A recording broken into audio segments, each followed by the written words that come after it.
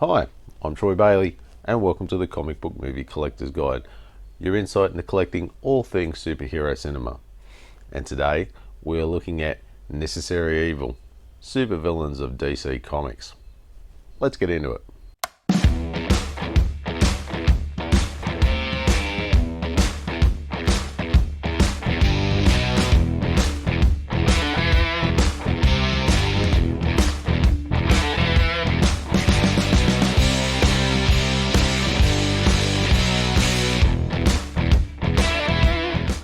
Necessary Evil, Supervillains of DC Comics is a full-length feature documentary film with a runtime of 90 minutes. The film premiered at the 2013 San Diego Comic-Con and was later released on DVD and Blu-ray on October 25th, 2013. But as of this video, there has been no 4K release as yet. It was directed by Scott Devine and J.M. Kennedy and produced by DC Entertainment. The film was first announced on the 26th of March 2013, with production on the film beginning on the 30th of March, and Christopher Lee was chosen to narrate the film because of his experience of playing villains in many movies.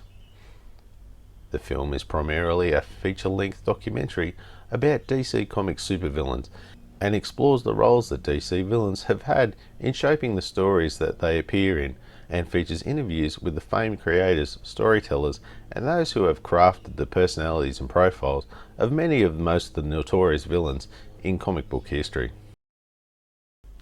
Disc and case. Now, this one is pretty stock standard DVD release. I believe the Blu-ray is the same. I'll have the covers up there. I don't think there was any other different releases as far as I'm aware. I do like this with the cards and stuff. With Sinestro, Lex, and Catwoman there, with Joker holding the cards, not bad. It is pretty stock standard, just straight up on the side there, nothing too spectacular. And of course the back, there's not a real lot going on there, just a shot of a few of the baddies, nothing too spectacular. We have a look at the disc, got the code and everything that's out of date, and yeah, just straight up logo. Nothing real special at all, actually. Pretty standard for what it is. And I would probably give this a 6 out of 10. Script and story. Well, seeing as there's no script and there is no story, let's go with interviews. Now, I'm not going to read them all out, all the people that were interviewed. I'll just run it up here. And as you can see, there is a fair few there. So, there are a lot of the usual DC faces, like artists, writers, etc. But they did have some big name directors like Guillermo del Toro, I hope I got that right, and Zack Snyder. And then, of course, out of the blue, CM Punk shows up, a wrestler, which kind of took me by surprise, but he really didn't have anything much to say. Overall, the interviews were pretty average, nothing special. They didn't really reveal anything new or special. It was just, I guess, mediocre at best, I suppose.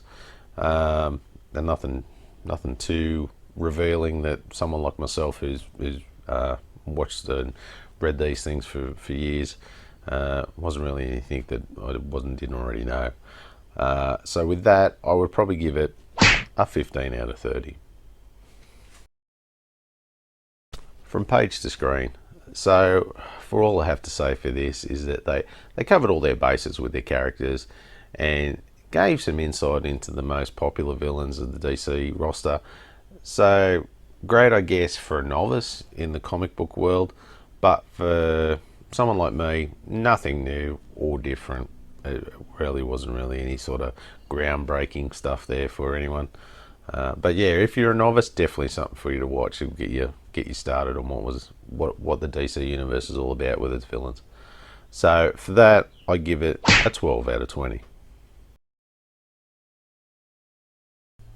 Okay, special features. Now,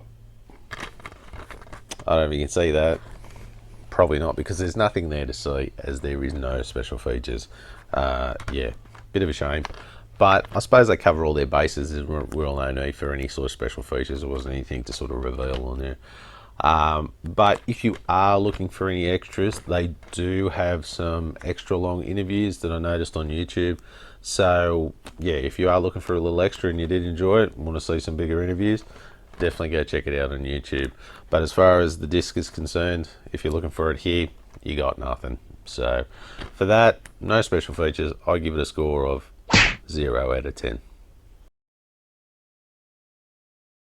Critic reviews. The critic score was 0 as there wasn't enough reviews as yet, and the audience score was 75%. Now, there was only one critic's review, which was okay, and from the audience scores, it was pretty much the same sort of sentiment. They have the same sort of view on it.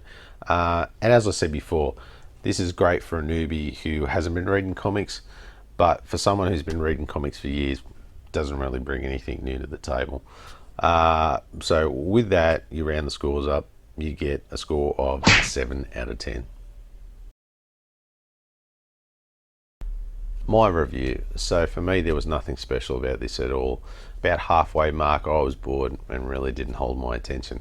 And I love docos. I watch doco on just about anything. So I was super keen to watch this, but this one just came up short for me. Now, the big issue for me I had with it was not so much the interviews or the information that was there. That was fine to a degree, but it was just the way it was shown on screen. It was as if it was just like thrown together, and I mean thrown together. That's how it kind of felt on screen. It was all over the shop, going from one villain to another. In such a random way, it felt like, you know, it was directed by two different people. Wait a minute, it was directed by two different people.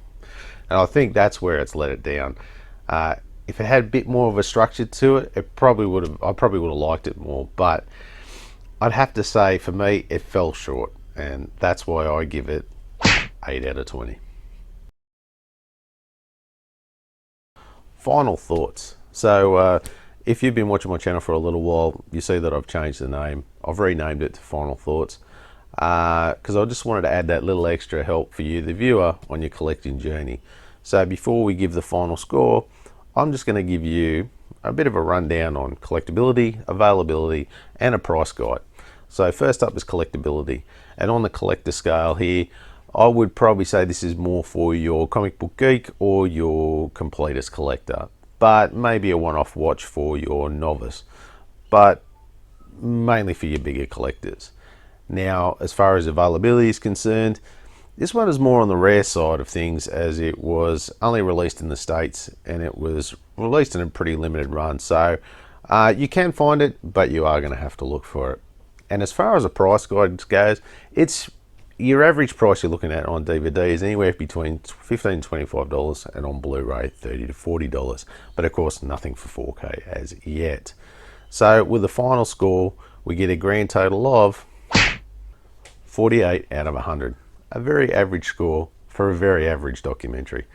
Like I said, this is one that's more for the hardcore collectors, but not something necessarily for everyone else. What? F you and the A, I'm out of here. Thanks for watching. I really hope you enjoyed this episode, and of course let me know in the comments down below whether you enjoyed it, whether you liked it, you didn't, or you're somewhere in the middle. Also, don't forget, if you like this episode, don't forget to hit the like and subscribe button. It always helps the channel out. And of course, don't forget to hit that little notification button because you don't want to miss any future episodes. You can contact me at thecomicbookmoviecollector@gmail.com, and you can also follow me on the socials at comicbookmoviecollector on Facebook, Instagram, and Twitter. All the links will be down below. Thanks for watching, and I'll see you next time.